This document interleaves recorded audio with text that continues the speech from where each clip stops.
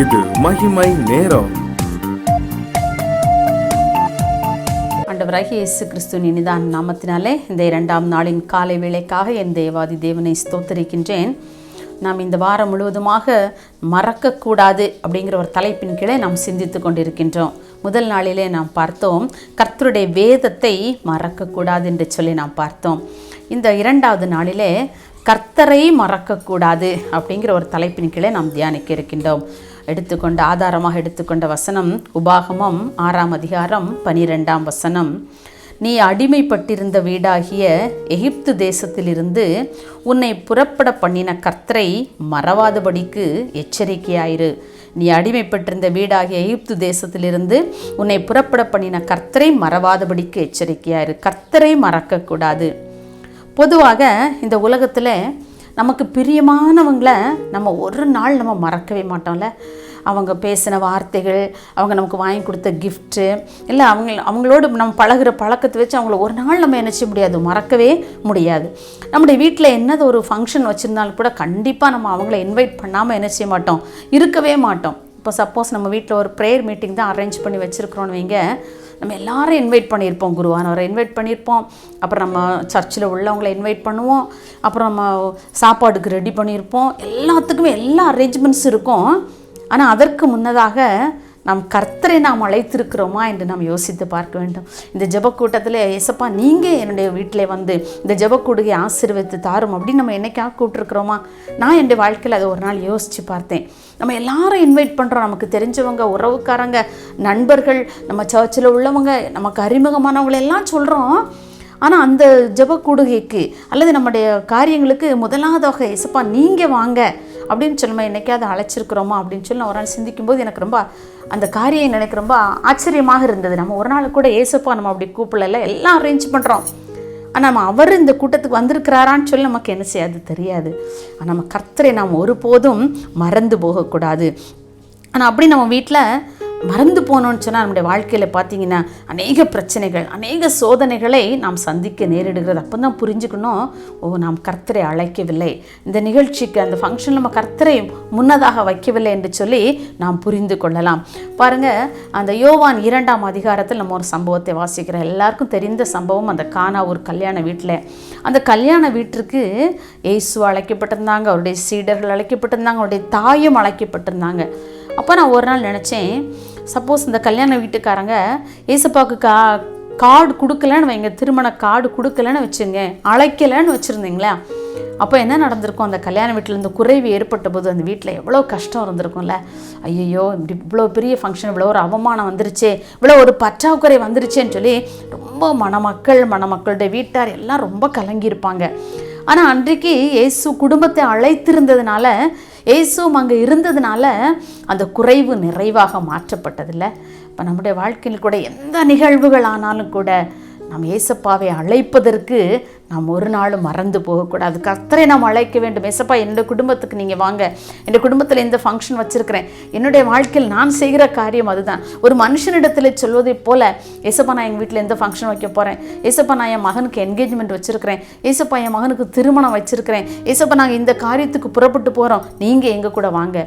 ஒரு நாள் நான் அவரை கூப்பிடாமல் நான் மறந்து போய் நான் வெளியே சென்றதில்லை. அவரை என்னோடு கூட அழைப்பேன். என்னுடைய வாழ்க்கையில் நாம் கர்த்தரை ஒருபோதும் மறந்து போகக்கூடாது. பாருங்கள், நான் என்னுடைய மகனுடைய திருமண விஷயமா இன்விடேஷன் கொடுத்துட்டு இருக்கும்போது எல்லாருக்கும் கொடுத்துட்டு இருந்தேன். அப்போ அந்த கொரோனா டைம்னால் எங்கள் ஸ்கூலுக்கு பக்கத்து ஸ்கூலில் ஒரு ப்ரைமரி டீச்சர் நான் வேலையில் ஜாயின் பண்ணுறப்ப எனக்கு ரொம்ப ஹெல்ப்ஃபுல்லாக இருந்தாங்க. அப்போ அவங்களுக்கு நான் கொடுக்குறதுக்கு மறந்துட்டேன். ரொம்ப வேதனையாக இருந்தது. சரி, அவங்கள பார்க்குறத நான் அப்படியே மிஸ் பண்ணிட்டு அவாய்ட் பண்ணிக்கிட்டே இருந்தேன். அவங்க அப்படி வந்தாலும் இந்த அப்படியே ஓடிக்கிட்டே இருந்தேன். ரொம்ப கஷ்டமாக இருந்துச்சு. ஒரு நாள் பாருங்கள், நான் அவங்கள அவாய்ட் பண்ணுறது யாருக்கும் தெரியாது, எனக்கு மட்டும்தான் தெரியும். ஒரு நாள் பாருங்கள், எங்கள் ஸ்கூலுக்கு ஒரு கம்ப்யூட்டர் ட்ரைனிங்காக எங்கள் ஸ்கூலுக்கே 10 days வந்துட்டாங்க. அப்போ அவங்கள பார்க்குறத அவாய்ட் பண்ணவே முடியும். எங்கள் ஸ்டாஃப் ரூமை கடந்து தான் அவங்க போவாங்க. அப்போ நான் நேரடியாக போய் அவங்கள்ட்ட ஒரு சாரி கேட்டேன். சாரி டீச்சர், எனக்கு இப்படி சூழ்நிலை இப்படி ஆயிடுச்சு, அதனால் உங்களுக்கு பத்திரிகையை தர முடியலை டீச்சர் அப்படின்னு சொன்னேன். சரி, வருத்தப்பட்டாங்க. ஆனால் பாருங்கள், என் மனசுலாம் தோணிச்சு, ஒரு டீச்சர் என்னோட பழகின ஒரு ஆசிரியை வரலன்னொன்னே என் மனசு எவ்வளவு நம்ம கொடுக்காமல் போயிட்டோமே, நம்ம அவங்கள அழைக்காமல் போயிட்டோமேன்னு சொல்லி எவ்வளோ வேதனைப்பட்டுச்சு. ஆனால் எத்தனை காரியங்களில் நாம் கர்த்தரை அழைக்காமல் அவரை மறந்தவர்களாக நாம் எத்தனையோ இடங்கள் நாம் அலைந்திருக்கிறோம் இல்லையா? இப்போ அந்த மனவேதனை நம்ம ஆண்டவரை அழைக்கலையேன்னு சொல்லி அந்த வேதனை நமக்கு இருக்கும் என்று சொன்னால் நிச்சயமாகவே நம்முடைய காரியங்கள் எல்லாவற்றிலேயும் அது நன்மையான காரியங்கள் ஆனாலும் சரி, துன்பமான வேலைகள் ஆனாலும் சரி, நாம் கர்த்தரை நம்மோடு கூட அழைப்பதற்கு நாம் ஒருபோதும் மறந்து போகக்கூடாது. மறந்தோம் என்று சொன்னால் இந்த உலகத்திலே நாம் வாழவே முடியாது. பாருங்கள், சங்கீதம் 137:5 சொல்லுகிறார், எருசலேமே நான் உன்னை மறந்தால் என் வலதுகை தன் தொழிலை மறப்பதாக. எருசலேம் என்பது எது? தேவனுடைய ஒரு வாசஸ்தலம். தேவன் அங்கே தங்கி இருக்கிறார், தேவன் அங்கே இருக்கிறார். நான் அதை மறந்தேன் என்று சொன்னால் என்னுடைய வலதுகை தன் தொழிலை மறப்பதாக. வலதுகை என்ன தொழில் செய்யும்? சாப்பிட்ற தொழில் இல்லையா? அதான் மெயின். அந்த தொழில் மறந்து போனால் நம்முடைய உடம்பு என்ன ஆகும்ல? அப்போ ஆனால் அது ஆண்டவரை மறந்தோன்னு சொன்னால் எவ்வளவு சிக்கல்கள், எவ்வளோ வாழ்க்கையில் பிரச்சனைகள் பாருங்கள். நம்முடைய வாழ்க்கையில நாம் ஒருபோதும் கர்த்தரை மறந்து போகக்கூடாது. சங்கீதம் 9:17 துன்மார்க்கரும் தேவனை மறக்கிற எல்லா ஜாதிகளும் நரகத்திலே தள்ளப்படுவாங்க. நாம் கர்த்தரை மறந்தோம் என்று சொன்னால் நம்முடைய வாழ்க்கை எங்கே போய் முடிகிறது? நரகத்திலே போய் முடிகிறது. நமக்கு அப்படிப்பட்ட ஒரு வேதனை தேவையா? இல்லையே. நாம் ஆண்டவரை மறந்து போகாமல் நம்முடைய வாழ்க்கையில் எல்லா பகுதியிலையும் அவரை அழைத்து கொள்வோம்.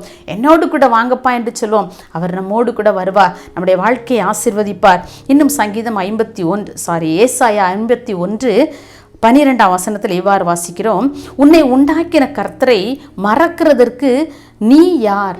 நம்மை உருவாக்கினது யாரு? அவர். நம்ம அவரை மறக்க முடியுமா? ஒரு நாள் நம்ம அவரை மறக்க முடியாது. அவரை மறக்கிறதுக்கு நீ யார்? அவர் உருவாக்கின வஸ்து நாம். அவரை மறந்து போக முடியுமா? ஆகவே நம்முடைய வாழ்க்கையிலே கர்த்தரை ஒரு நாளும் நாம் மறந்து போகாதபடி, ஆண்டவரே என்னுடைய வாழ்க்கையில் எந்த நிகழ்வுகள் ஆனாலும் சரி, இன்பமானாலும் துன்பமானாலும் எப்படிப்பட்ட காரியங்களானாலும் நாங்கள் உம்மை எங்களுடைய வாழ்க்கையில அழைப்பதற்கு நாங்கள் மறந்து போகாதபடி ஒவ்வொரு நாளும் உம்மை நினைத்த பிள்ளைகளாய், உம்மோடு கூட வாழ்கிற பிள்ளைகளாய், உம்மை வருந்தி அழைக்கிற பிள்ளைகளாக நாம் காணப்படுவோம் என்று சொன்னால், அன்றைக்கு எம்மாவூருக்கு போன சீஷர்கள் அன்றைக்கு அவளை வருந்தி அழைச்சாங்கல்ல, இன்னைக்கு ராத்திரி எங்களோடு கூட நீங்கள் தங்குங்கன்னு சொல்லி வந்து தங்குனதுனாலே அவர் அப்பத்தை பிட்கையிலே அவருடைய கண்கள் திறக்கப்பட்டு அவரை இயேசுன்னு சொல்லி அறிந்து கொண்டார்களே. அதே போல் நம்முடைய வாழ்க்கையில் நாம் அவரை மறந்து போகாமல் அவரை வருந்தி அழைப்போம். என்னுடைய குடும்பத்திலே வாங்க, என்னுடைய தனிப்பட்ட வாழ்க்கையிலே வாங்க அப்படின்னு சொல்லி நாம் ஆண்டவரை வருந்தி நாம் அழைக்கும் பொழுது நிச்சயமாக அவரை நாம் மறந்து போகாமல் அவரை நமக்கு சொந்தமாக அவரை கொள்ளும் பொழுது நிச்சயமாகவே நம்முடைய வாழ்க்கை ஒரு செழிப்பான வாழ்க்கையாக மாறும். என்னுடைய வாழ்க்கை அப்படி மாறினது. ஆகவே உங்களுடைய வாழ்க்கையிலும் நீங்கள் கர்த்தரை மறந்து போகாமல் அவரை வருந்தி அழைத்து உங்களுடைய உறவாக அவரை நீங்கள் கொள்வீர்கள் என்று சொன்னால் உங்களுடைய வாழ்க்கையும் கூட ஒரு செழுமை நிறைந்த வாழ்வாக மாறும் என்பதிலே சந்தேகமே இல்லை. கர்த்தரை நாம் வருந்தி அழைப்போமா? எங்களை நேசிக்கிற அன்புள்ளே சாமி, இந்த அருமையான நல்ல 2ஆம் நாளின் காலை வேளைக்காக உமக்கு நாங்கள் நன்றி செலுத்துகிறோம் அப்பா.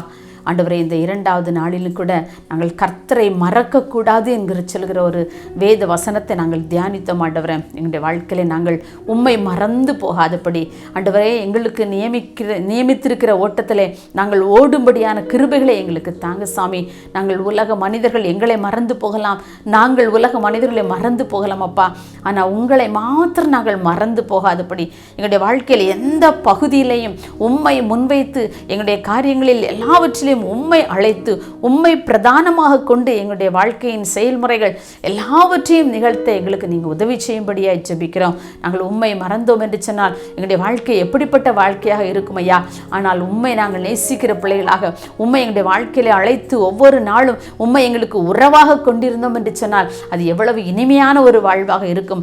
அப்படிப்பட்ட வாழ்க்கையை, அந்த சந்தோஷமான வாழ்க்கையை கர்த்தர் நீங்கள் ஒவ்வொரு பிள்ளைகளுக்கும் நாங்கள் கொடுக்கும்படியாக ஜெபிக்கிறோம்.